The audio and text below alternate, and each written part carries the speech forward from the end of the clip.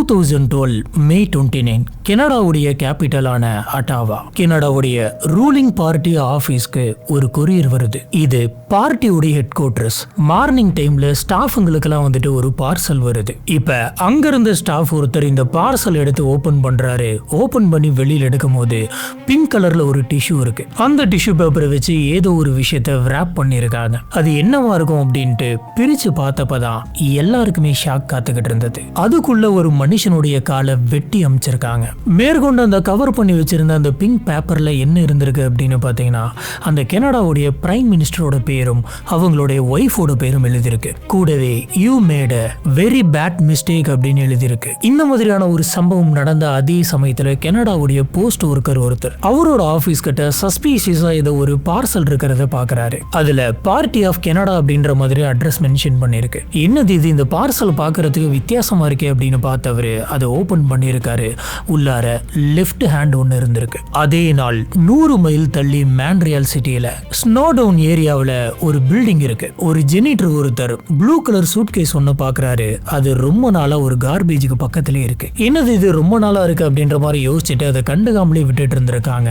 ஒரு நாள் அதிலிருந்து ரொம்ப மோசமான வாடை வந்துட்டு வெளியில் அடிச்சிருக்கு. ஏதோ கெட்டு போன இறைச்சியோட ஸ்மெல்லு வர மாதிரி இருந்திருக்கு. உடனடியாக எல்லாத்தையும் கூப்பிட்டு அந்த சூட்கேஸை ஓபன் பண்ணுங்க அப்படின்னு சொல்றாங்க. உடனடியாக ஆபீசர்ஸ்லாம் வராங்க. அந்த ப்ளூ கலர் சூட்கேஸை சுத்தி நின்று அந்த சூட்கேஸை ஓபன் பண்ணாங்க. இப்படி ஓபன் பண்ணி உள்ள எட்டி பார்த்தா அத்தனை பேருக்குமே அடுத்த ஷாக் காத்திருக்கு. உள்ளார ஒரு மனுஷனுடைய உடல் இருக்கு. இது வரைக்கும் ஒவ்வொரு இடத்துல ஒவ்வொரு பார்சல் போயிருக்கு.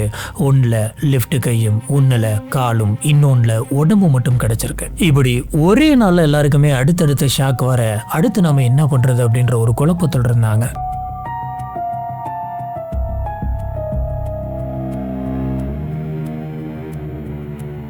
போலீஸ் ஆஃபீஸர்ஸ் உடனடியாக இந்த சூட் கேஸ் வச்சவங்க யார் அப்படின்றத கண்டுபிடிக்கிறதுக்காக அந்த பில்டிங்கோடைய சிசிடிவி ஃபுட்டேஜ் எல்லாத்தையுமே கலெக்ட் பண்ணுறாங்க. அந்த பில்டிங்ஸில் வந்து பார்த்தீங்கன்னா மொத்தம் 5 கேமரா இருக்கு, கம்ப்ளீட்டாக கவர் பண்ணுற மாதிரி. இது 24 மணி நேரமும் ரன்னிங்லேயே இருக்கும். இந்த ஃபுட்டேஜ் எடுத்து தெளிவாக போலீஸ் ஆஃபீஸர்ஸ் ஒவ்வொன்றா பார்த்துக்கிட்டு இருந்த அந்த சமயத்தில் ஒரு தின்னான டார்க் கலர் ஹேர் இருக்கக்கூடிய ஒரு நபர் வந்துட்டு சில நாளாவே அந்த அப்பார்ட்மெண்ட்டுக்கிட்ட வந்துட்டு போயிட்டு இருக்கிறத பார்க்குறாங்க. இந்த நபர் வந்து பார்த்தீங்கன்னா பல முறை அந்த அப்பார்ட்மெண்ட்டுக்கு போயிட்டு வெளியில் வந்துட்டு இருக்கான். ட்ரிப் பை ட்ரிப்பாக ஒவ்வொரு வாட்டியுமே பாக்ஸு, கார்பேஜ் கவரு, அதுக்கப்புறம் க்ளீன் பண்ணக்கூடிய ஐட்டம்ஸ் எல்லாத்தையுமே மாற்றி எடுத்துகிட்டு போயிட்டு இருக்கான்.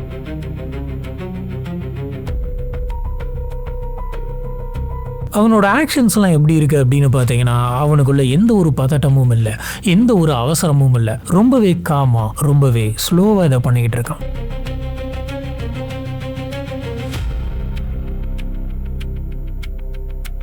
அதுலேயும் குறிப்பிட்ட ஒரு ஃபுட்டேஜில் வந்து பார்த்தீங்கன்னா இவன் ஒரு லாபியில் வந்து நின்றுட்டு இருக்கான். அங்கே ஒரு பெரிய கண்ணாடி இருக்குது. அந்த கண்ணாடிக்கு முன்னாடி நின்று அவனோட தலையெல்லாம் வந்துட்டு அட்ஜஸ்ட் பண்ணிக்கிறான். நம்ம நல்லா இருக்கமா அப்படின்ற மாதிரி அந்த கண்ணாடியில் ரொம்ப நேரம் பார்த்துருக்கான். அவனோட ஹேர்லாம் அட்ஜஸ்ட் பண்ணிட்டு கரெக்ட் பண்ணிட்டு அந்த இடத்த விட்டு கிளம்பியிருக்கான்.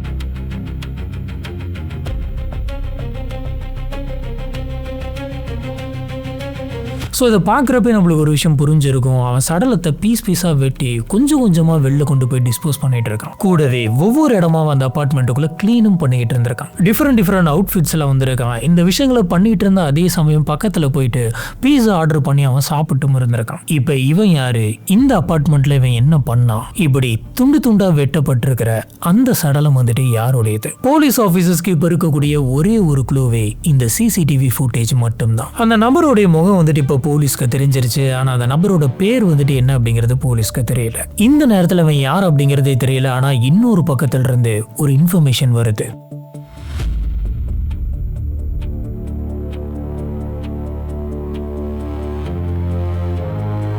இந்த உலகத்தில் நம்மளை சுற்றி இந்த மாதிரியான குற்றங்கள்லாம் நடந்துகிட்டு இருக்கு அப்படிங்கிறத நாம கேஸ் ஃபார்மேட்டில் பார்த்துட்டு இருக்கோம். இந்த மாதிரியான கேசஸை பற்றிலாம் நீங்கள் தெரிஞ்சுக்கணும் அப்படின்னு நினச்சிங்கன்னா உங்களுக்கான ஒரு கரெக்டான சேனல் தான் இந்த சாமி ஸ்பாட். நம்மளோட வீடியோஸ்லாம் உங்களுக்கு பிடிச்சிருந்தது அப்படின்னு சொன்னால் மறக்காமல் லைக் பண்ணுங்க, நம்மளோட சேனலுக்கு சப்போர்ட் பண்ணி சப்ஸ்கிரைப் பண்ணுங்க.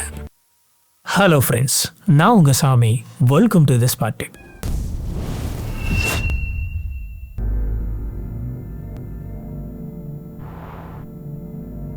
இந்த சம்பவங்கள்லாம் நடக்கிறதுக்கு முன்னாடி அந்த சடலம் வந்துட்டு கிடைக்கிறதுக்கு முன்னாடி ஒரு 2 நாளைக்கு முன்னாடி டாங் டாங் சூ அப்படின்ற ஒரு நபர் வந்துட்டு போலீஸ் ஸ்டேஷனுக்கு வராரு. வந்து என்னுடைய ஃப்ரெண்டான ஜூன்லின் அப்படின்ற ஒரு நபர் வந்துட்டு காணாம போயிட்டதா சொல்றாரு. ஆபீசர்ஸ் என்னாச்சு, எப்படி காணணும்னு சொல்றீங்க அப்படின்ற மாதிரி கேக்குறாங்க. அதுக்கு இவர் என்ன சொல்றாரு அப்படின்னு பாத்தீங்கன்னா, ஜூன்லின் வந்துட்டு ஒரு ஓரின சேர்க்கையாளர். அவருக்கு ஒரு பாய் ஃப்ரெண்ட் இருக்காரு. அந்த பாய் ஃப்ரெண்டோட பேர் வந்துட்டு லின் ஃபெங். ஜூனுடைய பாய் ஃப்ரெண்டான இவர் வந்துட்டு இப்ப சீனால இருக்காரு. அவரு கடைசி 2 நாளா ஜூனுக்கு கால் பண்ணி பார்த்திருக்காரு. ஆனா ஜூன் வந்துட்டு கால் அட்டன் பண்ணவே இல்லை. போன் ஒரு கட்டத்தில் சுவிட்ச் ஆஃப் ஆயிருக்கு. மறுபடியும் அந்த போனுக்கு சார்ஜும் பண்ணல. என்னாச்சுன்னு தெரியல, எனக்கு என்னமோ பயமா இருக்கு. நீ ஒரு தடவை என்னன்னு போயிட்டு பார்த்துட்டு வர முடியுமா அப்படின்ட்டு பக்கத்துலயே நான் கனடாவில் இருக்கிறதுனால என்னைய பார்த்துட்டு வர சொன்னாரு. உடனடியா நான் ஜூனுடைய அபார்ட்மெண்ட்டுக்கு போனேன். அந்த டோர் வந்துட்டு லாக்ல இல்லை அப்படின்னு தெரிஞ்சது. உடனே நான் அந்த டோரை ஓபன் பண்ணிட்டு உள்ள போனேன். உள்ள போனப்ப ஜூன் வளர்த்தக்கூடிய ஒரு பூனை வந்துட்டு ரொம்பவே பசியில தனியா அங்க உட்கார்ந்து இருந்தது. யாருமே அதுக்கு சாப்பாடு போட்ட மாதிரியே தெரியல. கிச்சனுக்கு நான் போய் பார்த்தப்ப ஸ்டவ்ல ஒரு ஃப்ரையிங் பேன் இருந்தது. பக்கத்துல வந்து முட்டைங்களா இருந்தது, கொஞ்சம் எண்ணெயும் இருந்தது. இதை பார்க்கறதுக்கு ஜூன் வந்துட்டு குக் பண்ண ஆரம்பிச்ச மாதிரி தெரியுது. ஆனா என்ன நடந்தது அப்படின்னு தெரியல. இந்த குக்கிங்கை பாதியிலே நிப்பாட்டிட்டு போன மாதிரி இருந்தது. நான் அந்த அபார்ட்மெண்ட்டுக்குள்ள தேடி பார்த்தேன், ஜூனை காணோம். ரொம்ப நேரம் வெயிட் பண்ணி பார்த்தேன், கடைசி வரைக்குமே ஜூன் வரல. இதனால நான் ஜூன் வேலை பார்க்கக்கூடிய கன்வீனியன்ஸ் ஸ்டோருக்கு போயிட்டு ஜூன் எங்க அப்படின்ற மாதிரி கேட்டேன். இப்போ அந்த ஸ்டோரோட ஓனர் என்ன சொல்றாரு அப்படின்னு பாத்தீங்கன்னா, என்ன நடந்துச்சுன்னு தெரியலப்பா, எந்த ஒரு தகவலுமே சொல்லல. ஜூன் 2 நாளா ஸ்டோருக்கு வரவே இல்லை. இது வரைக்கும் ஒரு ஷிஃப்ட கூட அந்த பையன் மிஸ் பண்ணது கிடையாது. இப்படி இருக்கிறப்ப திடீர்னு அந்த பையன் வரல அப்படின்னா ஏதோ நீங்க தப்பா இருக்கிற மாதிரி எனக்கு படுது அப்படின்னு சொல்றாரு. எனக்குமே அதான் ஆபீசர் தோணுச்சு. அதனாலதான் உங்ககிட்ட வந்து கம்ப்ளைண்ட் பண்றேன் அப்படின்ற மாதிரி டாங் டாங் வந்துட்டு சொல்றாரு. ஆபீசர்ஸ் யூனிவர்சிட்டியில செக் பண்ணீங்களா அப்படின்னு கேட்டதுக்கு யூனிவர்சிட்டிக்கு கால் பண்ணி பேசினப்ப அங்கேயுமே இல்லை அப்படின்னு சொல்றாங்க. உடனடியா நம்ம இதுக்கு ஆக்ஷன் எடுக்கணும் அப்படின்னு இவர் சொல்றாரு. போலீஸ் ஆபீசர்ஸ் உடனடியா மிஸ்ஸிங் பர்சன் கம்ப்ளைண்ட் வந்துட்டு ஃபைல் பண்றாங்க. இந்த கேஸை பத்தி இவங்க தேடிக்கிட்டே இருந்திருக்காங்க. அவர் எந்த பில்டிங்ல இருந்திருக்காரு, எந்த அபார்ட்மெண்ட் அப்படின்னு தேடிக்கிட்டு இருந்திருக்காங்க. அடுத்த 2 நாள்ல தான் வந்து பாத்தீங்கன்னா முன்னாடி நம்ம பார்த்த அந்த சம்பவம் நடக்குது. இந்த சமயம் போலீஸ் ஆபீசர்ஸ் ஒரு சிமிலாரிட்டியை பாக்குறாங்க. அதாவது ஏற்கனவே போலீஸ் ஆபீசர்ஸ் செக் பண்ணி வச்சிருந்த அந்த சிசிடிவியை சேர்ந்த அந்த அபார்ட்மெண்ட்ல தான் 2 நாளைக்கு முன்னாடி இந்த நபர் வந்துட்டு காணாம போயிருக்காரு. இதனால போலீஸ் ஆபீசர்ஸ் அன்னைக்கு சிசிடிவி ஃபுட்டேஜ் மட்டும் இல்லாம இன்னுமே 2-3 நாள் பின்னாடிக்கு போயிட்டு மொத்த சிசிடிவி ஃபுட்டேஜும் பாக்குறாங்க. இப்படி பார்த்தப்ப மே 24 ராத்திரி கரெக்டா 10:20க்கு காணாம போனதா சொன்ன ஜூன்லின் வந்து பாத்தீங்கன்னா ஒரு எல்லோ கலர் டிஷர்ட், ஒரு ஷார்ட்ஸ், பேஸ்பால் கேப், இது எல்லாத்தையுமே போட்டுக்கிட்டு ஒரு தின் டார்க் ஹேர் இருக்கக்கூடிய ஒரு நபர் கூட அந்த பில்டிங்குள்ள நடந்து போறது ரொம்ப கிளியரா தெரியுது.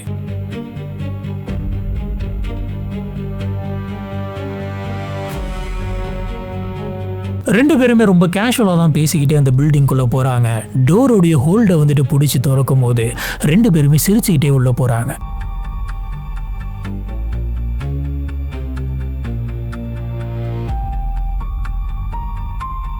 இப்ப காணாம போன ஜூன் கூட அந்த பில்டிங்குள்ள நடந்து போன அந்த நபர் வந்துட்டு வேற யாரும் கிடையாது.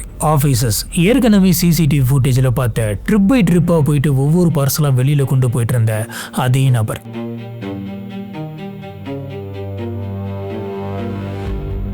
சரி, அந்த ஃபுட்டேஜில் என்ன நடந்தது அப்படிங்கிறத பார்க்கலாம். இவங்க 2 பேருமே இதே மாதிரி பேசிக்கிட்டே அந்த பில்டிங்குள்ளே போயிருக்காங்க.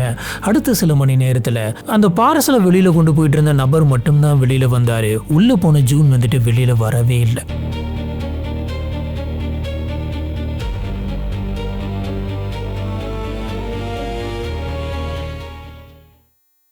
சொல்லப்போனா அடுத்தடுத்து பார்த்தா அத்தனை ஃபுட்டேஜ்லையுமே ஜூன் வெளியில வரல. அப்படின்னா ஜூன் அந்த அபார்ட்மெண்ட்டுக்குள்ளாரே தான் இருந்திருக்காரு.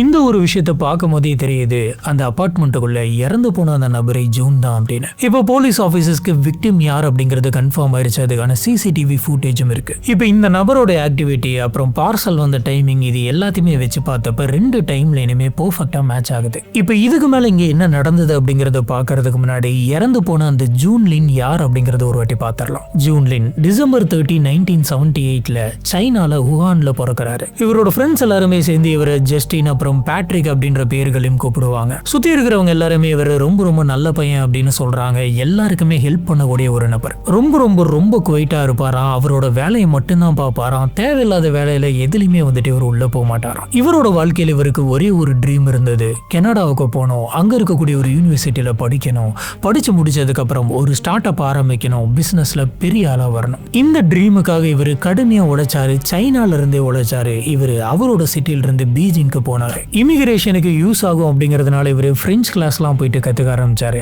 ஏன்னா பிரெஞ்சு தெரிஞ்சா இன்னுமே இமிகிரேஷனுக்கான சான்சஸ் பெட்டரா இருக்கும் அப்படின்னு இவருக்கு தோணுச்சு. இவரோட அந்த ட்ரீமுக்காக எல்லா காசையுமே ஒவ்வொரு காசையுமே கஷ்டப்பட்டு சேர்த்து வச்சாரு. இவர் ஆசைப்பட்ட மாதிரி 2011 ஜூலைல கனடாவுக்கு இவர் வராரு. மான்டியல் சிட்டில கன்கார்டியோ அப்படின்ற ஒரு யூனிவர்சிட்டி இருக்கு. இந்த யூனிவர்சிட்டியில இவருக்கு கம்ப்யூட்டர் இன்ஜினியரிங் சீட்டு கிடைக்குது. இவர் அங்க படிக்கிற வேலையை மட்டும் பார்க்கல, காசு சேர்த்தணும் அப்படிங்கிறதுக்காக பார்ட் டைமும் போயிட்டு வேலை பார்த்துட்டு இருந்தாரு. அது மட்டும் இல்லாம இவரோட ஃப்ரீ டைம்ல இவர் கத்துக்கிட்ட அந்த பிரெஞ்சை வந்துட்டு மற்றவங்களுக்கும் கத்து தந்துட்டு இருந்தாரு. டியூஷன் வச்சு நடத்திக்கிட்டு இருந்தாரு. இதனாச்சும் ஒரு வேலை ரெண்டு வேலை பார்த்தா போதும், அதுல இவரு சர்வைவ் பண்ணிடலாம். ஆனா இவருடைய கனவு பெருசு. இவர் ஒரு ஸ்டார்ட் அப் ஆரம்பிக்கணும், இவருக்கு பிசினஸ் ஐடியா இருக்குது அப்படிங்கிறதுனால தான் இத்தனை வேலையை கஷ்டப்பட்டு பண்ணிக்கிட்டு இருந்தாரு. மே 1, 2012 ஒரு புது அபார்ட்மெண்ட்டுக்கு ஷிஃப்ட் ஆனாரு. புது வீடு, புது ரூம், புது ரூம்மேட் எல்லாத்துக்கூடமே இவருக்கு செட் ஆயிடுச்சு. இவர் நினைச்ச மாதிரியே ஒரே வழியில போயிட்டு இருந்த அந்த சமயத்துல தான் மே 24 ராத்திரி அந்த அபார்ட்மெண்ட்டுக்குள்ள போன இவரு திரும்பி வரவே இல்லை. அவரு கூடவே சேர்ந்து அவருடைய கனவுகளும் அதே அபார்ட்மெண்ட்ல முடிஞ்சது.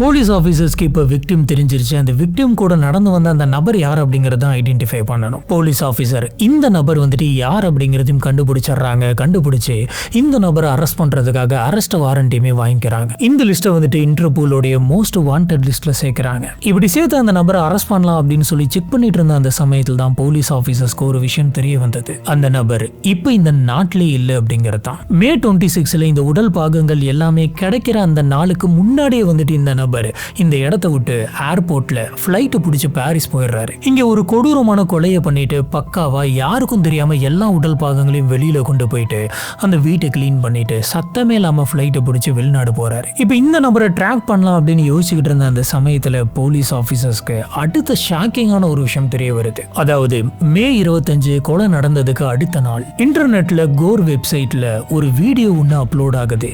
இந்த வீடியோடைய லென்த் 11 நிமிஷம். இந்த வீடியோல அப்படி என்ன இருக்கு அப்படின்னு பாத்தீங்கன்னா, ஒரு நபர் கொலை பண்ணி முடிச்சதுக்கு அப்புறமா அந்த சடலத்தை எப்படி எப்படிலாம் பிரிச்சா என்னென்னலாம் பண்ணா அப்படின்றது இருக்கு. இந்த சடலம் வேற யாரதும் கிடையாது. அந்த சடலம் ஜூனோடைய தான். அந்த கொலைகாரன் அந்த உடம்பு வந்துட்டு என்னென்ன பண்ணா அப்படின்ற எல்லாத்தையுமே டீட்டெயிலா வீடியோ ரெக்கார்ட் பண்ணியிருக்கான். அந்த சடலத்தை வச்சு அவன் என்னென்ன பண்ணா அப்படிங்கறத இங்க ரொம்ப டீட்டெயிலாலாம் சொல்ல முடியாது. 1992 ஒரு மூவி வந்துச்சு. அந்த மூவில ஒரு பயங்கரமான சீன் இருக்கும். அந்த சீனை கம்ப்ளீட்டா இவன் ரீக்ரியேட் பண்ணியிருக்கான். ஏற்கனவே கேமரா ஆங்கிள் எல்லாத்தையுமே ப்ராப்பரா வச்சிருக்கான். ப்ராப்பர்ட்டிஸ் எல்லாத்தையுமே பக்காவா ஃபிக்ஸ் பண்ணி வச்சிருக்கான். ஸ்க்ரூ டிரைவர்ல ஏதோ சில்வர் கலர் பெயிண்ட்லாம் அடிச்சு டிஃப்ரெண்டா ஆயுதங்கள் வச்சிருக்கான். இதெல்லாம் அவன் ஏற்கனவே ரெடி பண்ணி வச்சிருக்கான். அப்படிங்கிற போதே இது தற்செயலா அப்ப நடந்தது கிடையாது அப்படிங்கிறது புரியுது. நம்ம கொலை பண்ண போறோம், கொலை பண்ணி துண்டு துண்டா வெட்ட போறோம், அதை கேமராவில் ரெக்கார்ட் பண்ண போறோம்னு எல்லாத்தையுமே முன்னாடியே அவன் பிளான் பண்ணி வச்சிருந்திருக்கணும். ஃபாரன்சிக் டீம் வந்துட்டு அந்த வீடியோ பார்க்குறாங்க. வீடியோ பார்த்ததுக்கு அப்புறம் அந்த கிரைம் சீனுக்கே மறுபடியும் போறாங்க. மே 30 விடிய காலையில பயாலஜிஸ்ட் அந்த அபார்ட்மெண்ட்டுக்கு வராங்க. அந்த வீடியோ அவங்க 2 தடவை பார்த்தாங்க. ஒரு தடவை எவிடன்ஸ் எல்லாம் எங்கெங்க இருக்குது அப்படிங்கறத பிளான் பண்றதுக்கு, இன்னொரு தடவை ஆக்சுவலா அந்த கிரைம் சீனை வந்துட்டு அப்படியே மேட்ச் பண்றதுக்கு. அங்க இருக்கக்கூடிய பெட்டோடைய ஃப்ரேம்ல வந்துட்டு ரத்தகரை இருந்திருக்கு. செவத்துல வந்து ரத்தம் தெரிச்சிருக்கு. சொல்ல போனா ஃப்ளோர்லயுமே வந்துட்டு ரத்தங்களை கண்டுபிடிச்சிருக்காங்க. மொத்தம் 94 பீஸ் ஆஃப் எவிடன்ஸ் அவங்களுக்கு கிடைச்சிருக்கு. உடனடியாக டிஎன்ஏ வந்துட்டு கன்ஃபார்ம் பண்றாங்க. அவங்களுக்கு கிடைச்ச அந்த பிளட் சாம்பிள் எடுத்து வந்து ஜூனோட கம்பேர் பண்ணி பார்க்கறப்ப இது ஜூனுடைய டிஎன்ஏ தான் அப்படிங்கிறது கன்ஃபார்ம் ஆகுது. இப்போ போலீஸ் ஆஃபீஸர்ஸ்க்கு இவ்வளவு எவிடன்ஸ் அந்த வீடியோ மூலமா கிடைச்சிருக்கு. ஆனா இப்போ ஒரே ஒரு கேள்வி மட்டும்தான். இதுக்கு முன்னாடி யாருமே வந்து இந்த வீடியோ பார்க்கலையா? யாருமே போலீஸ் கிட்ட வந்து ரிப்போர்ட் பண்ணலையா? இங்கதான் ஆபீசர்ஸ் எல்லாருமே கோட்டை விட்டுருக்காங்க. சொல்ல போனா இதுக்கு முன்னாடி ஒரு நபர் வந்துட்டு இந்த விஷயத்தை பத்தி ரிப்போர்ட் பண்ணியிருக்காரு. ஆனா யாருமே இவங்க காது கொடுத்து கேட்கல.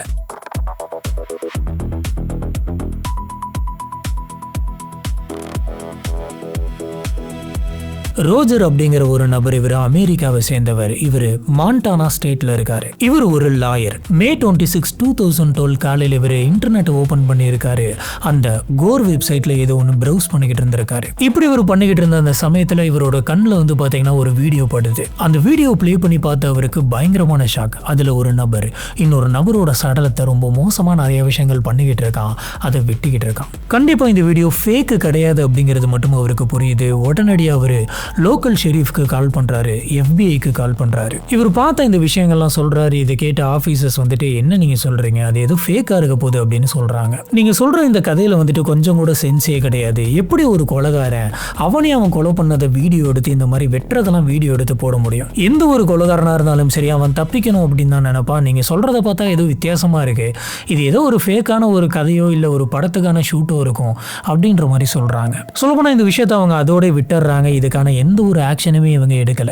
ஆனா 3 நாள் கழிச்சு ஒவ்வொரு உடல் பாகங்களா ஆபீஸ்க்கு கொரியர் வரதான் இவங்களுக்கு அந்த வீடியோ ஞாபகம் வருது. மறுபடியும் அந்த வீடியோ வர வச்சு அந்த இடத்துக்கு போயிட்டு எல்லா எவிடன்ஸுமே எடுத்தாங்க. சொல்லப்போனா இப்படிப்பட்ட ஒரு வார்னிங்க போலீஸ் ஆபீசர்ஸ்க்கு ரோஜர் மட்டும்தான் கொடுத்திருக்காரா அப்படின்னு கேட்டீங்கன்னா கிடையாது. இதுக்கு முன்னாடி இன்னும் பல சம்பவங்கள் நடந்திருக்கு.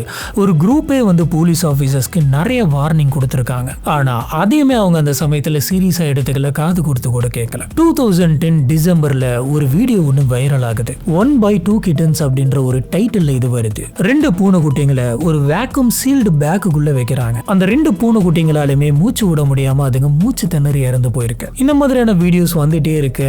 மிருகங்களை வதை பண்றாங்க அப்படின்னு சொல்லி இன்டர்நெட் கம்யூனிட்டி ஒன்று ரியாக்ட் பண்ணிருக்கு. இதுல ஆயிரக்கணக்கான மக்கள் இருக்காங்க. இவங்க எல்லாருமே சேர்ந்து ஒரு பெரிய ஃபேஸ்புக் குரூப் ஒன்று ஸ்டார்ட் பண்றாங்க. ஸ்டார்ட் பண்ணி இவங்களுக்கு கிடைச்ச அந்த வீடியோ எல்லாத்தையுமே ஃப்ரேம் பை ஃப்ரேமா அனலைஸ் பண்றாங்க. அந்த வேக்யூம் பேக்கோடைய பிராண்ட் என்ன அப்படிங்கறத கண்டுபிடிக்கிறாங்க. பக்கத்துல செவுத்துல இருக்கக்கூடிய போஸ்டர்ஸ்லாம் வந்துட்டு கண்டுபிடிக்கிறாங்க. இந்த விஷயங்கள் எல்லாத்தையுமே கண்டுபிடிச்சிட்டு இருந்த அந்த சமயத்துல இந்த விஷயங்கள் எல்லாம் பண்றவங்க வந்துட்டு இதோட நிறுத்த கிடையாது. சில பூனைக்குட்டிகள் எல்லாம் வந்துட்டு தண்ணிக்குள்ள போட்டு முக்கிய அதுங்களை வந்துட்டு கொலை பண்றது, பைத்தான் ஸ்னேக்குக்கு வந்துட்டு இந்த பூனைக்குட்டிங்களை சாப்பிட்றதுக்காக தூக்கி போடுறது, இந்த மாதிரியான விஷயங்கள்லாம் ரொம்ப கொடூரமா வீடியோ எடுத்து அப்லோட் பண்ணிக்கிட்டே இருந்திருக்கான். ஜனவரி 2011 இன்டர்நெட்டை சேர்ந்தவங்களே வந்துட்டு இந்த நபர் யார் அப்படிங்கிறதே கண்டுபிடிக்கிறாங்க. சொல்லப்போனால் போலீஸ் ஆஃபீஸர்ஸ் யாருமே கேட்க மாட்டேங்கிறாங்க அப்படின்றதுனால இவங்க செல்ஃபாகவே இன்வெஸ்டிகேட் பண்ணி இந்த நபர் யார் அப்படிங்கிறத ட்ராக் பண்ணி கண்டுபிடிச்சிருக்காங்க. ஆனால் அந்த சமயத்தில் பெருசாக அவனை இதுக்குள்ளே மாட்டி விடுற மாதிரியான எந்த ஒரு எவிடன்ஸுமே இவங்களுக்கு கிடைக்கல. இவங்க எல்லாருமே சேர்ந்து போலீஸ் ஆஃபீஸர்ஸ் கிட்ட அந்த சமயத்தில் வார்ன் பண்ணியிருக்காங்க. இன்னைக்கு மிருகங்களை இந்த மாதிரி பண்ணக்கூடிய அந்த நபர் வந்துட்டு நாளைக்கு மனுஷங்களையுமே இந்த மாதிரி பண்ணலாம் அப்படின்னு சொல்றாங்க. ஆனால் யாருமே கண்டுக்கல. டிசம்பர் 2011 சன் நியூஸ் பேப்பருடைய ரிப்போர்ட்டரான அலெக்ஸ் அப்படின்ற ஒரு நபர் இந்த கம்யூனிட்டி கண்டுபிடிச்சு வச்சிருந்த அந்த நபர்கிட்ட டைரக்டா போயிட்டு பேசலாம் அப்படின்ட்டு போறாரு. இவரு போயிட்டு அந்த நபர்கிட்ட பேசுறாரு. இப்படி இவங்க பேசிக்கிறது அந்த நபருக்கே தெரியாத மாதிரி இவர் சீக்கிரட்டா கேமராவில் ரெக்கார்டும் பண்றாரு. நீங்க இந்த மாதிரிலாம் பண்ணீங்களா அப்படின்னு சொல்லி கேட்டதுக்கு இல்ல நான் இந்த மாதிரி எதுவுமே பண்ணல அப்படின்னு எல்லாத்தையுமே மறுக்கிறான். அது மட்டும் கிடையாது, நான் வந்து மிருகங்களை ரொம்ப ரொம்ப நேசிக்கிறேன், நான் இந்த மாதிரி பண்ண மாட்டேன் அப்படின்னு சொல்றான். இந்த சம்பவம் நடந்த 2 நாள் கழிச்சு சன் நியூஸ் பேப்பர்ஸ்க்கு ஒரு இமெயில் ஒன்று வருது. அந்த மெயில்ல ஒரு தொடர்கொலையாளியோடைய விக்டிமோட பேர்ல இருந்து ஒரு மெசேஜ் வருது. இந்த மெசேஜை கேட்ட அத்தனை பேருக்குமே பயங்கரமான ஷாக். ஏன்னா அதுல cats just the beginning, next humans அப்படின்னு போட்டிருக்கு. இந்த சம்பவம் நடந்து 6 மாசம் கழிச்சு அவன் சொன்ன மாதிரி ஜூனை வந்துட்டு அவன் கொலை பண்ணியிருக்கான். மிருகங்களை இவன் ஆரம்பிச்சிருக்கான். அந்த சமயமே இவனை கண்ட்ரோல் பண்ணி இருந்திருக்கலாம். ஆனா அதுல இருந்து அவன் மனுஷங்களுக்கு போயிட்டான். அத்தனை பேர் அத்தனை விஷயங்கள் சொல்லியிருக்காங்க. இவ்வளோ பேர் சொல்லியுமே எந்த ஒரு ஆக்ஷனும் எடுக்காததுதான் இப்ப ஜூனோட உயிரை வந்துட்டு பறிச்சிருக்கு. சரி, இதுவரைக்கும் நாம அந்த மனுஷன் சிசிடிவில கூட வந்த அந்த ஆளு அப்படின்ற மாதிரி பேரே இல்லாம தான் பார்த்துக்கிட்டு இருந்தோம். இப்போ நாம ஜூன் கூட அந்த அபார்ட்மெண்ட்டுக்குள்ள போன அந்த நபர் வந்துட்டு யார் அப்படிங்கறத பார்க்க போறோம். அந்த நபருடைய பேரு லூகா ரோக்கோ மேக்னட்டோ. இந்த நபருக்கு 29 வயசாகுது. ஆனா இது இவனோட ஒரிஜினல் பேரு கிடையாது. இவனோட ஒரிஜினல் பேர் வந்துட்டு எரிக் கிளின்டன். இவன் 1982 ஜூலை 24 கனடாவில் பிறந்திருக்கான். மொத்தம் இவங்களோட குடும்பத்துல 3 குழந்தைங்க. அந்த 3 குழந்தைங்கள மூத்த பையன் தான் இவன். பொதுவாக வந்து பாத்தீங்கன்னா நம்மளோட சேனல்ல கொலையாளி என்ன பண்ணா அப்படின்றத பத்தி மட்டும் சொல்லாம கொலையாளியோட பேக் ஸ்டோரி என்ன அப்படின்றதே நம்ம இங்க சொல்லுவோம். ஏன்னா அந்த பேக் ஸ்டோரியுமே நம்ம வந்துட்டு தெரிஞ்சுக்க வேண்டியது அவசியம். அப்பதான் இவன் ஏன் இந்த மாதிரி ஆனா அப்படின்ற விஷயத்த நம்ம புரிஞ்சுக்க முடியும். சொசைட்டி இன்னுமே நல்லா தெரிஞ்சுக்க முடியும். இந்த நபருடைய பிரச்சனை வந்து பாத்தீங்கன்னா பெருசானதுக்கு அப்புறம் ஸ்டார்ட் ஆக கிடையாது. அவனோட சின்ன வயசுல இருந்தே குழந்தையில இருந்தே ஸ்டார்ட் ஆயிடுச்சு. இந்த நபருடைய அம்மா வந்து பாத்தீங்கன்னா ரொம்ப எக்ஸ்ட்ரீமா கிளீன் பண்ணிக்கிட்டே இருப்பாங்களாம். எல்லாமே சுத்தமா இருக்கணும்னு ரொம்பவே அப்சஸ்டா இருக்கக்கூடிய ஒரு பர்சன். வீட்டை எப்பயுமே கிளீனா வச்சுக்கணும் அப்படின்ற மாதிரி அவங்க யோசிச்சுக்கிட்டே இருப்பாங்க. இருப்பாங்க. வீட்டுல ஒரு சின்ன தூசு இருந்தா கூட இவங்களுக்கு பிடிக்காது. சில நேரங்கள்ல வீட்டுக்குள்ள இருந்தா பிள்ளைங்க வந்துட்டு அழுக்க பண்ணிரும் அப்படிங்கிறதுக்காக பிள்ளைங்களை கதவை திறந்து வெளியெல்லாம் அமுச்சு விட்டு லாக் பண்ணியிருக்காங்க. ஒரு தடவை பெட் ராபிட்ஸ் வந்துட்டு வீட்டுக்குள்ள வந்துருச்சு அப்படிங்கிறதுனால அந்த முயலுங்கள் எல்லாம் பிடிச்சு வெளியில போட்டு கதவை சாத்தியிருக்காங்க. வெளியில உரையிற மாதிரியான ஒரு குளிர். அப்படிப்பட்ட குளிர்ல அந்த முயலுங்க வந்துட்டு என்ன பண்றது அப்படின்னு தெரியாம உறைஞ்சு இறந்து போனதாம் சொல்றாங்க. இப்படிப்பட்ட லூக் வந்துட்டு அவனோட டீனேஜ் டைம்ல இருந்த அந்த சமயத்துல அவனுடைய அப்பாவுக்கு ஸ்கிசோஃப்ரேனியா இருந்திருக்கு. இவங்களுக்கு ஸ்கிசோஃப்ரேனியா இருக்குது அப்படின்ற விஷயம் தெரிஞ்சதுக்கு அப்புறமா இதுக்கு மேல நம்ம இருக்கக்கூடாது அப்படின்ட்டு இவங்க அப்பா அம்மாவுக்கு டைவர்ஸ் ஆயிருது. பெரும்பான்மையா ஸ்கிசோஃப்ரேனியா அப்படின்ற அந்த கண்டிஷன்னா என்ன அப்படிங்கிறது உங்களுக்கு தெரிஞ்சிருக்கும். இருந்தாலும் நான் ஒரு ஷார்ட்டா சொல்றேன். ஸ்கிசோஃப்ரேனியா அப்படின்ற அந்த கண்டிஷன் வந்து என்ன அப்படின்னு பாத்தீங்கன்னா, சிலருக்கு இல்லாத விஷயங்களும் இருக்கிற மாதிரியே தெரியும். இல்லாத நபர்கள் வந்துட்டு நம்ம கூட டிராவல் பண்ற மாதிரியே தெரியும். அப்பப்ப வித்தியாசமான சில சத்தங்கள் கேட்கும். ஆனா அது எதுவுமே உண்மை கிடையாது. மொத்தத்துல சொல்லணும் அப்படின்னா அவங்களுக்கு எது ரியாலிட்டி எது இமேஜினரி அப்படின்றது தெரியாது. அவங்க பார்க்குற எல்லாமே ரியாலிட்டி அப்படின்ட்டு எல்லாத்துக்கூடயுமே ரியாக்ட் பண்ணிட்டு இருப்பாங்க. கூட சில நபர்கள் இருக்கிற மாதிரி பேசிக்கிட்டே இருப்பாங்க. சரி, கேஸ்குள்ள வரலாம். இந்த டைவர்ஸ் ஆனதுக்கு அப்புறம் லூக்கா வந்து பாத்தீங்கன்னா அவங்களோட வீட்டில் இருக்க கிடையாது. அவனுடைய கிராண்ட் மதர் வீட்டுக்கு போயிட்டு தங்க ஆரம்பிக்கிறாரு. லூக்காவுடைய அம்மா லூக்காவுக்கு 16 வயசு இருக்கிற வரைக்குமே வீட்டை விட்டு அனுப்ப கிடையாது. ஹோம் ஸ்கூல் வச்சு தான் படிக்க வச்சுட்டு இருந்தாங்க. காரணம் என்ன அப்படின்னு கேட்டீங்கன்னா, வெளியில ஸ்கூல் சேர்த்தா நம்மளோட பையன் வந்துட்டு பப்ளிக் ரெஸ்ட் ரூம்க்குலாம் போக வேண்டியது வரும். அங்க அவ்வளோ ஹைஜீனிக்கா இருக்காது அப்படின்னு அவங்க நினைச்சுக்கிட்டு இருந்தாங்க. இப்போ கிராண்ட் மதரோட வீட்டுக்கு போனதுக்கு அப்புறம் லூக்கா வந்து பாத்தீங்கன்னா ஃபைனலா அங்க இருக்கக்கூடிய ஒரு ஸ்கூல்ல போயிட்டு ஜாயின் பண்றோம். இத்தனை வருஷமா ஸ்கூல் அப்படிங்கிறது எப்படி இருக்கும் அப்படின்னு தெரியாத ஒரு பையன், இவ்வளோ வருஷம் ஹோம் ஸ்கூல்ல படிச்ச அந்த பையன் இப்போ திடீர்னு எல்லாருமே வரக்கூடிய ஒரு ஸ்கூலுக்கு போறது அப்படிங்கிறது அவனுக்கு கொஞ்சம் டிஃப்ரெண்டா இருந்தது. இவன் எல்லாத்தையுமே புதுசா எடுத்துக்கிட்டு புதுசா பிஹேவ் பண்ணிட்டு இருந்திருக்கான். இந்த விஷயத்தை பார்த்து சுத்தி இருந்த மற்ற பசங்க அத்தனை பேருமே இவனை போட்டு பயங்கரமா சித்திரவதை பண்ணியிருக்காங்க, பயங்கரமா கிண்டல் பண்ணி இருந்திருக்காங்க. இதனால அவன் ரொம்ப ரொம்ப மனசு உடைஞ்சு போயிருக்கான். இது அத்தனையுமே தாங்கிக்கிட்டு தான் அவனோட நாட்களை வந்துட்டு ஓட்டிக்கிட்டு இருந்திருக்கான். இந்த சமயத்துல அவனோட மைண்டுக்குள்ள ஒரு விஷயம் தோணுது. நம்ம ரொம்ப அழகா இருக்கணும், நம்ம ரொம்பவே ஃபேமஸா இருக்கணும், எல்லாருமே நம்மளை பார்த்து அப்படியே அட்மையர் பண்ணணும் அப்படின்னு நினைச்சான். அதே மாதிரி இவனுக்கு ஃபேமஸா இருக்கக்கூடிய மேர்லின் மேன்ரோ மேல ரொம்பவே அப்சஷனா இருந்தது. இவன் இந்த சமயத்துல என்ன நினைச்சிருக்கான் அப்படின்னு பாத்தீங்கன்னா, நான் ரொம்ப அசிங்கமா இருக்கேன், நான் வந்து ரொம்ப அழகா மாறணும் அப்படின்னு ஆசைப்பட்டான். இவனுடைய டீனேஜ் முடிகிற அந்த சமயத்துல இவனுக்குமே வந்துட்டு சில ஹாலுசினேஷன்ஸ் எல்லாம் வர ஆரம்பிக்குது. இல்லாத சில சத்தங்கள்லாம் வந்துட்டு இவனுக்கு கேட்க ஆரம்பிச்சிருக்கு. இல்லாத சில விஷுவல்ஸ் எல்லாம் இவனோட கண்ணுக்கு தெரியுது. இந்த விஷயங்களை நோட் பண்ண கூட இருந்தவங்க இவனோட 18வது வயசுல இவனை கூட்டிட்டு போயிட்டு ஹாஸ்பிட்டல்ல சேர்த்துறாங்க. இதை ட்ரீட் பண்ண டாக்டர்ஸ்க்கே ஒன்றும் புரியல, ஏன் இந்த மாதிரிலாம் நடந்துக்கிறான் அப்படின்னு எங்களுக்கு தெரியல அப்படின்னு சொல்றாங்க. ஒரு கட்டத்துல தான் இவனுக்கு தெரிய வருது, இவனுக்கு இவனுடைய அப்பாவுக்கு இருந்த மாதிரி ஸ்கிசோஃப்ரேனியா இருந்திருக்கு. அதுவும் நார்மலான ஸ்கிசோஃப்ரேனியா கிடையாது, பேரனாய்டல் ஸ்கிசோஃப்ரேனியா. இதுக்காக இவனை மனநல மருத்துவமனைக்கு பல முறை கூட்டிட்டு போயிருக்காங்க. அங்க போயிட்டு பல தடவை கவுன்சிலிங் போயிருக்கான். அந்த சென்டர்ல ரெகுலரா இருந்துட்டும் வெளியில வந்திருக்கான். ஆனா நம்ம வந்துட்டு அழகா இருக்கணும், எல்லாத்தோட அட்டென்ஷனும் நம்ம பக்கம் தான் இருக்கணும் அப்படின்ற அந்த எண்ணம் மட்டும் மாறவே இல்லை. இதுக்கப்புறம் இவன் பல வேலைகள் பார்க்கறான், பல மோசமான வேலைகள்லாம் பார்க்கறான். மற்ற ஆண்களோட சேர்ந்து பாலியல் தொழிலில் ஈடுபடுறான். அது மட்டும் இல்ல, இவன் ஆபாச படங்களை நடிக்க ஆரம்பிக்கிறான். 5 வருஷத்துல எக்கச்சக்கமான படத்தை நடிச்சு கொடுத்திருக்கான். ஆனா அவன் இப்படி பண்ணியுமே அவனுக்கு அவன் எதிர்பார்த்த மாதிரியான அந்த ஃபேமஸோ அந்த ஒரு பாப்புலாரிட்டியோ கிடைக்கல. ரியாலிட்டி டிவி ஷோஸ்க்குலாம் வந்துட்டு ஆடிஷன் போயிருக்கான். 2007ல மாடலிங் ஷோஸ்க்குலாம் போயிட்டு கலந்துருக்கான். எல்லா இடத்துலையுமே அவன் ரிஜெக்ட் ஆயிருக்கான். ஒரு கட்டத்துக்கு மேலே இவன் என்ன பண்றான் அப்படின்னு பார்த்தீங்கன்னா, நம்ம வந்துட்டு ஃபேமஸ் அப்படின்றது வெளி உலகத்துக்கு காட்டணும், வெளி உலகத்துக்கு தெரியப்படுத்தணும் அப்படிங்கிறதுக்காக 50க்கு மேற்பட்ட ஃபேக்கான ஃபேஸ்புக் பேஜஸ் எல்லாம் வந்துட்டு கிரியேட் பண்றான். 20 வெப்சைட் கிரியேட் பண்றான். எல்லாத்துலயுமே தன்னை பத்தி தானே வந்துட்டு பல விஷயங்கள் எழுதிக்கிறான். அவனுடைய போட்டோஸ்லாம் வந்துட்டு அவனே அப்லோட் பண்றான். லக்ஸூரியான லைஃபை நான் வாழ்ந்துகிட்டு இருக்கேன் அப்படின்ற மாதிரி காட்டுறான். இப்படி காட்டுகிறதுக்காக அவனே அவனோட போட்டோஸ் எல்லாத்தையுமே எடுத்து பேக்ரவுண்ட்லாம் சேஞ்ச் பண்ணி போட்டோஷாப் பண்றான். பலவிதமான சிட்டிஸ்க்கு அவன் போன மாதிரி, பலவிதமான சிட்டிஸ்க்கு போயிட்டு போட்டோஸ்லாம் எடுத்த மாதிரி இவன் ஃபேக் பண்றான். விக்கிபீடியாவில் தன்னை பத்தி தானே வந்துட்டு என்ட்ரிஸ் எல்லாம் வந்துட்டு ஒவ்வொன்றா போட ஆரம்பிக்கிறான். இதுல என்ன ஒரு அநியாயம் அப்படின்னு பார்த்தீங்கன்னா, ஒரு ஃபேமஸான ஒரு செலிபிரிட்டிக்கு ஹேட்டர்ஸும் இருப்பாங்க அப்படிங்கிறதுனால இவனே இவனை பத்தி தப்பாவும் இவனே இவனை பத்தி திட்டுற மாதிரியான சில விஷயங்களையும் வந்துட்டு கமெண்டா போட்டுக்கிட்டு இருந்தான். அது மட்டும் கிடையாது, இவன் இப்படிப்பட்ட ஆள் அப்படிங்கிற மாதிரி இவனை பத்தின வதந்திகளை இவனே கிரியேட் பண்ணியிருக்கான். ஆனா இது எதுலையுமே வந்து பாத்தீங்கன்னா இவனுக்கு அந்த பாப்புலாரிட்டி கிடைக்கல. மேற்கொண்டு வேற என்ன பண்ணலாம் அப்படின்னு யோசிச்சப்பதான் இந்த பூனைகளை வந்துட்டு சித்திரவதை பண்ணி வீடியோ பண்ணா ஃபேமஸ் ஆயிடலாம் அப்படின்னு எனக்கு தோணுது. இதுக்கப்புறம் அவன் இன்டர்நெட்ல என்னென்ன பண்ணா, எந்தெந்த மாதிரியான வீடியோ பார்த்தான் அப்படிங்கிறத நம்ம ஏற்கனவே பார்த்திருப்போம். மொத்தத்துல இவன் பண்ணிட்டு இருக்கக்கூடிய அத்தனை விஷயத்துக்குமே ஒரே ஒரு காரணம் தான் இருக்கு, அவன் ஃபேமஸ் ஆகணும்.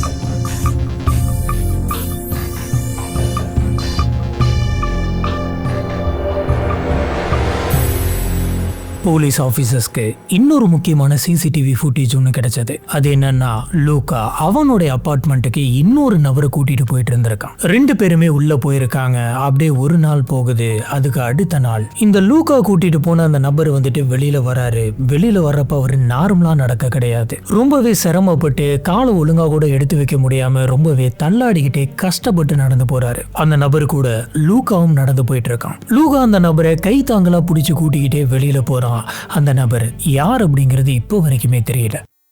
அந்த நபர் யாரு, அந்த நபருக்கு என்னாச்சு? போலீஸ் ஆஃபீஸர்ஸ் கான்டாக்ட் லிஸ்ட்ல இருந்து ஆயிரக்கணக்கான பேர்த்து வந்து சர்ச் பண்ணி பார்த்தாங்க. அவங்களோட ஃபோன் ரெக்கார்ட்ஸ், இவங்களுக்கு கிடைச்ச அந்த போட்டோ வச்சு கூட வந்து அந்த நபர் யார் அப்படின்ட்டு ஆன்லைன் போஸ்ட்லாம் போட்டு தேடி பார்த்தாங்க. ஆனா அந்த நபர் யார் அப்படின்றது பெருசா இது வரைக்குமே ஐடென்டிஃபை ஆகல. ஆஃபீஸர்ஸ்க்கு என்ன இப்போ தோணுது அப்படின்னு பாத்தீங்கன்னா, ஜூன்லின் இறக்கிறதுக்கு ஒரு வாரத்துக்கு முன்னாடி இது நடந்திருக்கு.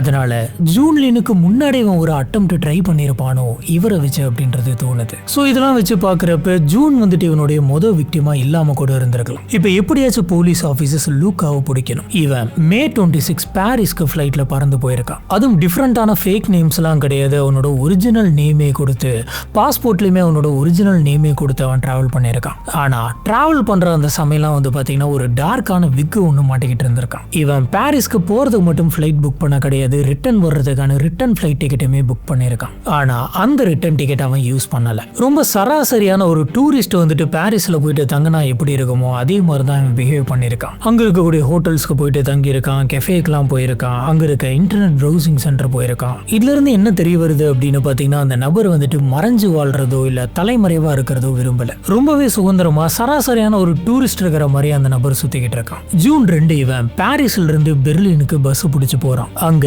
இவனுக்கு தெரிஞ்ச ஒரு நபர் கூட 2 நாள் தங்கி இருக்கான். இப்படி இவன் தங்கிக்கிட்டு இருந்த அந்த சமயத்துல தான் அங்க இருக்கக்கூடிய ஒரு இன்டர்நெட் கெஃபேக்கு போயிட்டு இன்டர்நெட்ல ப்ரௌஸ் பண்ணியிருக்கான். அப்படி இன்டர்நெட்ல இவன் என்ன பார்த்திருக்கான் அப்படின்னு பாத்தீங்கன்னா, எல்லாமே அவனை பத்தின நியூஸஸ் எல்லாம் பார்த்திருக்கான். இவன் கொலை பண்ண அந்த வீடியோவுக்கு என்ன ரெஸ்பான்ஸ் வந்திருக்கு அப்படின்னு இன்டர்போல்ல வந்துட்டு இவனோட பேரு மோஸ்ட் வாண்டட்ல இருக்குதா அப்படின்றத செக் பண்ணியிருக்கான். எல்லா இடத்துலயுமே இவனோட போட்டோ வந்துட்டு டெலிகாஸ்ட் பண்ணியிருக்காங்க. அதனால இன்டர்நெட்ல உட்காந்து அவனோட போட்டோவை அவன் பார்த்துக்கிட்டு இருக்கான். இப்படி அவனோட போட்டோவை பார்த்துட்டு இருந்த அந்த சமயத்துல அந்த இன்டர்நெட் கேஃப்ல இருந்த அந்த ஒர்க் பண்ணக்கூடிய ஒரு நபர் வந்துட்டு இதை பார்த்துறாரு. அந்த நபர் இவனை பார்க்கறாரு. இன்டர்நெட்ல இருக்கக்கூடிய அவனோட போட்டோ பார்க்கறாரு. கீழே வாண்டட்னு போட்டிருக்கிறதையும் பார்க்கறாரு. உடனடியாக இந்த விஷயத்த அந்த நபருக்கு சொல்லாம சைலண்டா வெளியில வந்து போலீஸ்க்கு கால் பண்றாரு. போலீஸ் ஆபீசர்ஸ் அந்த இடத்துக்கு வர அந்த சமயத்திலுமே லூகா வந்துட்டு அவனோட போட்டோவை தான் ஸ்கிரீன்ல பார்த்துக்கிட்டு இருந்திருக்கான். போலீஸ் ஆபீசர்ஸ் யார் நீ அப்படின்னு கேட்டதுக்கு முதல்ல ஃபேக் நேம் சொல்லியிருக்கான். அதுக்கப்புறம் ஒரிஜினல் பேரை சொல்லிடுறான். ஜூன் 4, 2012 இந்த கொலை நடந்து கரெக்டா 10 நாள் கழிச்சு அவனை கஸ்டடியில் எடுக்கிறாங்க. ஆனா இவன் பண்ணி வச்ச அந்த சம்பவம் மட்டும் இன்னும் முடியல. ஜூன் 5 வான்கூவர் சிட்டியில் இருக்கக்கூடிய ஒரு எலிமெண்டரி ஸ்கூல்ல ஒரு ஸ்டாஃப் அவருக்கு வந்திருக்கக்கூடிய ஒரு பேக்கேஜை பார்க்குறாரு. இது என்ன பேக்கேஜா இருக்கும் அப்படின்ற மாதிரி யோசிச்சுக்கிட்டே அந்த பேக்கேஜ் எடுத்துட்டு வந்து ஓபன் பண்றாரு.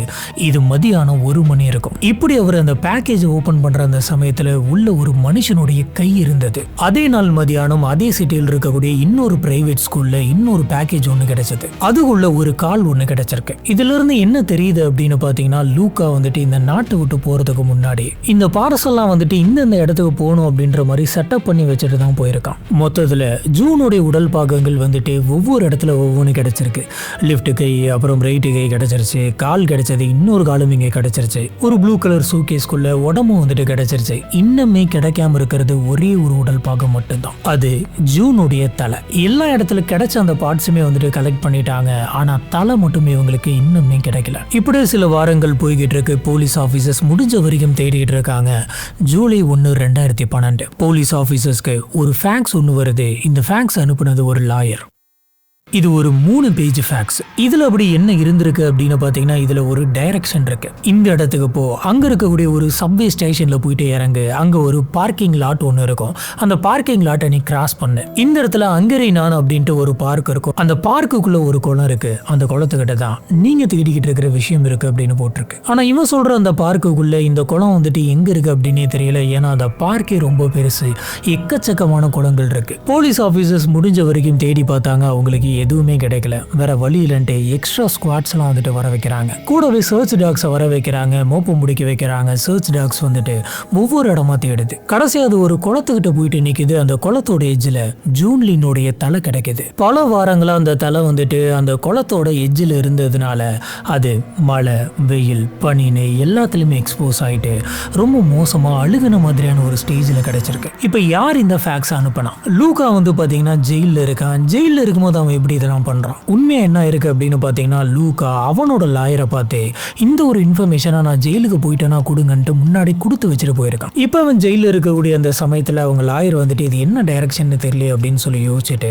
இவன் அனுப்ப சொன்ன அந்த விஷயங்கள் அத்தனையுமே லாயர் வந்துட்டு ஃபேக்ஸ் அனுப்பி வச்சிருக்காரு. இந்த விஷயம் லூகாவுக்கு வந்துட்டு ரொம்பவே சந்தோஷமா இருந்தது. காரணம் என்ன அப்படின்னு கேட்டீங்கன்னா, ஒருத்தன் ஜெயிலுக்குள்ள இருந்துகிட்டே வெளியில் எல்லாத்தையுமே ஓட விடுறான் அப்படின்ற ஒரு நினைப்பு. ஜூன் 11, 2012 ஒட்டுமொத்த உடல் பாகங்களும் கிடைச்சிருச்சு. இப்படி கிடைச்சதுக்கு அப்புறமா இந்த விஷயத்த ஜூனோட குடும்பத்தில் இருக்கிறவங்க அத்தனை பேருக்குமே சொல்லி அனுப்புறாங்க. அவங்க குடும்பத்தில் இருக்கிறவங்க எல்லாருமே சேர்ந்து கிடைச்ச இந்த ஜூனோட உடல் பாகங்களுக்கு இறுதி சடங்கு பண்றாங்க. அதுலயும் ஜூனோட அப்பாவால கொஞ்சம் கூட தாங்கிக்க முடியல.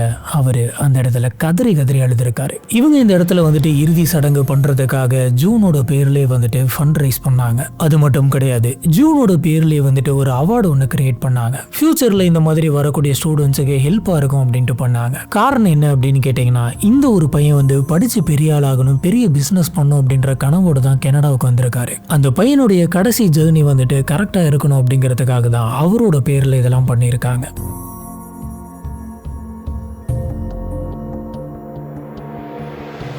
செப்டம்பர் 29, 2014 இந்த கொலை நடந்து 2 வருஷம் கழிச்சு ட்ரையல் வந்து ஸ்டார்ட் ஆகுது. இந்த ட்ரையல் வந்து பாத்தீங்கன்னா 10 வாரமா நடக்குது. டசன் கணக்கில் விட்னஸ் வந்துட்டு குமியுது. மொத்தம் 3 நாடுகள்ல இருந்து லூகாவுக்கு எதிராக நிறைய பேர் சாட்சி சொல்லிட்டு போனாங்க. இந்த நபருக்கு எதிரான எக்கச்சக்கமான சாட்சிகள் இருக்கு. ஆனா லூகாவுடைய தரப்புல என்ன சொல்றாங்கன்னா, லூகா வந்து நாட் கில்ட்டி அப்படின்னு சொல்றாங்க. லூகாவுக்கு எதிராக பிசிக்கலா அத்தனை விஷயங்கள் இருக்கு. பத்தாததுக்கு சிசிடிவி ஃபுட்டேஜ் இருக்கு.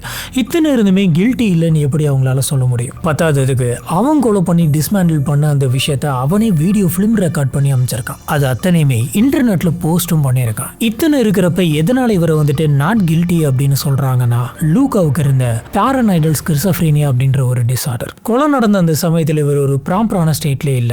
இவருக்கு பலவிதமான குரல்கள் கேட்டிருக்கு. எது ரியாலிட்டி எது இமேஜினரி அப்படின்றத புரிஞ்சுக்க முடியாம ரொம்பவே ஒரு மென்டல் டிப்ரெஷன்ல தான் இந்த மாதிரியான ஒரு விஷயத்தை இவர் பண்ணியிருக்காருன்னு ஆர்கியூ பண்ணாங்க. ஆனா நீங்க யோசிச்சு பாத்தீங்க அப்படின்னா, 6 மாசத்துக்கு முன்னாடி இவன் என்ன பண்ணலாம் அப்படின்ற எல்லாத்தையுமே பிளான் பண்ணி வச்சிருக்கான். இல்லைன்னா நெக்ஸ்ட் விக்டிம்ஸ் ஹியூமன்ஸ் அப்படின்னு எழுதியிருக்க மாட்டான். முன்கூட்டியே வந்துட்டு ஃபிளைட்டு, ரிட்டர்ன் ஃபிளைட் எல்லாத்தையுமே புக் பண்ணியிருக்க மாட்டான். இது எல்லாமே ரொம்பவே தெளிவாக தான் அவன் பிளான் பண்ணி இருந்திருக்கான். அவனா பிளான் பண்ணி தான் வந்து பார்த்தீங்கன்னா ஒரு நபர் அவனோட அப்பார்ட்மெண்ட்டுக்கு கூட்டிட்டு வந்திருக்கான். கரெக்டாக இந்த வீடியோலாம் ஷூட் பண்ணுறதுக்கு ஏற்ற மாதிரியான செட்டப்ஸ்லாம் வந்துட்டு வச்சிருக்கான். இதெல்லாம் வந்துட்டு அந்த சமயம் நடந்த இமேஜினரி இல்லூஷன்ஸ்னால நடந்ததா இருக்க வாய்ப்பே கிடையாது. இது எல்லாத்தையுமே அவன் ரொம்ப கிளியரா தெரிஞ்சு வேணும்னே தான் பண்ணிருக்கான் அப்படின்ற மாதிரி சொல்றாங்க. கோர்ட்ல லூகா உட்கார்ந்திருந்த அந்த சமயத்துல லூகாவோட ஃபேஸ்ல எந்த விதமான எமோஷனும் இல்லை. இந்த மாதிரி ஒண்ணு நடந்து போச்சு அப்படின்ற மாதிரியான எந்த ஒரு சோகமும் இல்லை, எந்த ஒரு குற்ற உணர்வும் இல்லை. இதுல லூகா உட்கார்ந்திருந்த அதே கோர்ட்ல தான் வந்து பாத்தீங்கன்னா ஜூனுடைய அப்பாவும் உட்கார்ந்திருந்தாரு. லூகா நடந்த விஷயங்களுக்கு வந்துட்டு மன்னிப்பு கேட்பான் அப்படின்னு எதிர்பார்த்தாரு. ஆனா இவன் கடைசி வரைக்குமே கேட்கல. கோர்ட் எல்லா விஷயத்தையுமே பார்த்ததுக்கு அப்புறம் இந்த நபருக்கு பாரனாய்டல் ஸ்கிசோஃப்ரெனியா இருந்திருக்கு அப்படின்றத நான் வந்து ஒத்துக்கிறேன். ஆனா எல்லா விஷயங்களையுமே ஒத்துக்க முடியாது. இவன் பக்காவா பிளான் பண்ணி தான் அதை பண்ணியிருக்கான் அப்படின்னு சொல்லிடுது. இருந்தாலும் இவனோட மென்டல் கண்டிஷனை வந்துட்டு நாங்க மைண்ட்ல எடுத்துக்கிறோம் அப்படின்னு சொல்லி 25 வருஷம் ஜெயில் தண்டனை கொடுத்தது. அதுவும் பரோலே இல்லாம ஜெயில் தண்டனை.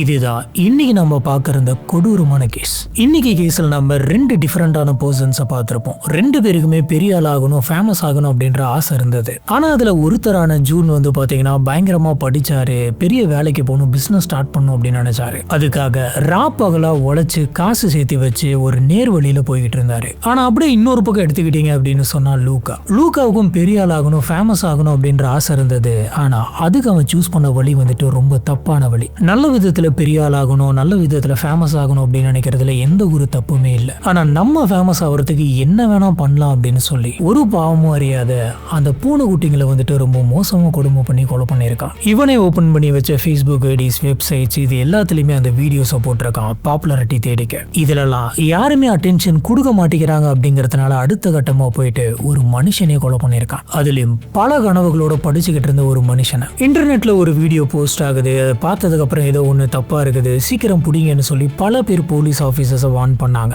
ரோஜர் அப்படின்ற ஒரு லாயர் வந்துட்டு போலீஸ்க்கு டைரக்டா கால் பண்ணி இந்த விஷயத்த சொன்னாங்க. 6 மாசத்துக்கு முன்னாடி அவன் பூனைகளை சித்திரவதை பண்ணிக்கிட்டு இருந்திருக்கான். இப்படி பண்ணக்கூடிய ஒரு ஆள் வந்துட்டு நாளைக்கு அவன் மனுஷங்களையும் கடத்தி வச்சு கூட பண்றதுக்கு வாய்ப்பு இருக்கு அப்படின்னு சொன்னாங்க. ஆனா போலீஸ் ஆஃபீஸர்ஸ் இது எதையுமே பெருசாவே எடுத்துக்கல. ஒருவேளை அந்த சமயமே இது ஒரு பெரிய விஷயமா எடுத்துக்கிட்டு அந்த நபரை பிடிச்சிருந்தாங்க அப்படின்னா இந்நேரத்துக்கு ஜூன் வந்துட்டு உயிரோட அவரோட வாழ்க்கையை பார்த்துக்கிட்டு இருந்திருப்பாரு. இந்த கேஸை பத்தி உங்களுக்கு என்ன தோணுது அப்படிங்கறத கீழே இருக்கக்கூடிய கமெண்ட் பாக்ஸ்ல மறக்காம ஸ்பாட் பண்ணுங்க. நம்ம அங்க வச்சு இதை பத்தி டிஸ்கஸ் பண்ணலாம். நம்மளோட வீடியோஸ்லாம் உங்களுக்கு பிடிச்சிருந்தது அப்படின்னு சொன்னா மறக்காம லைக் பண்ணுங்க. நம்மளோட சேனலுக்கு சப்போர்ட் பண்ணி சப்ஸ்கிரைப் பண்ணுங்க.